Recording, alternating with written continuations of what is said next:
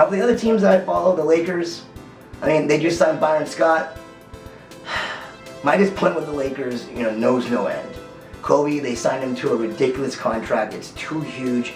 It basically ties Mitch Kupchak's hands like this. He can't sign any free agents that he wants. I mean, he could, but he really can't have flexibility because of the fact that he has Kobe signed to a 2-year, like $48 million deal that they're basically stuck under.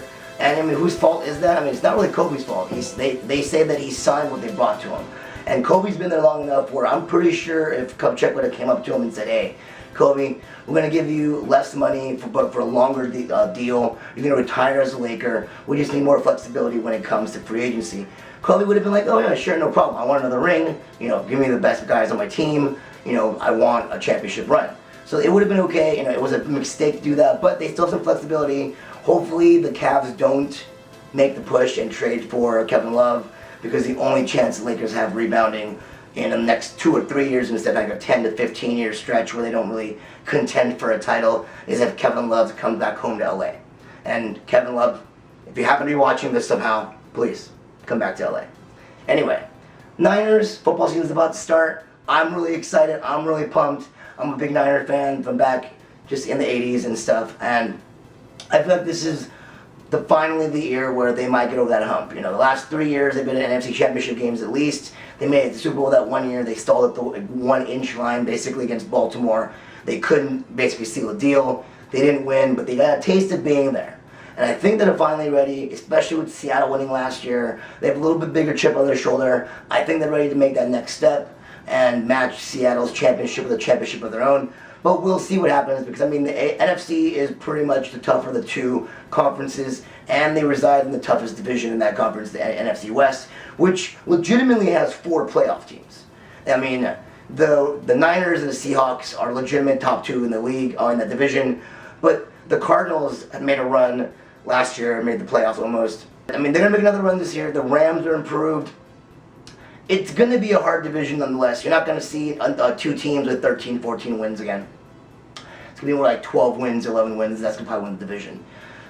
But, I mean, that's kind of a brief overview of, like, who I follow, what I follow, kind of my thoughts on the pro teams that I do. Inevitably, we're not going to agree. I mean, I have a lot of friends who are Giants fans. I know a lot of Cowboy fans. Boo to both of you. But, hey, what are you going to do, right? Not everyone's perfect.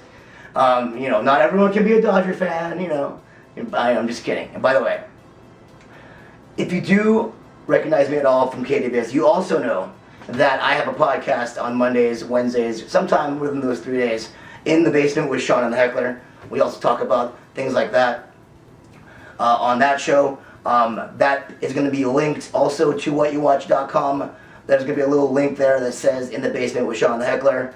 And I'm going to have some pieces written about what I think about sports. There's going to be a lot of things that I don't think people are going to agree on. I mean, a little snippet is going to be like, I kind of have a problem with all these participation awards being given out to kids.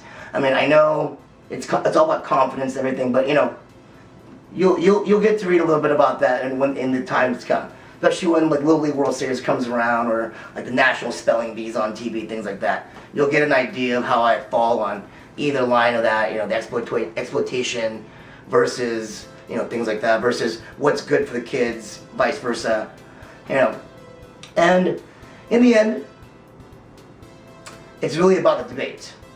So, if you don't agree with what I say, comment.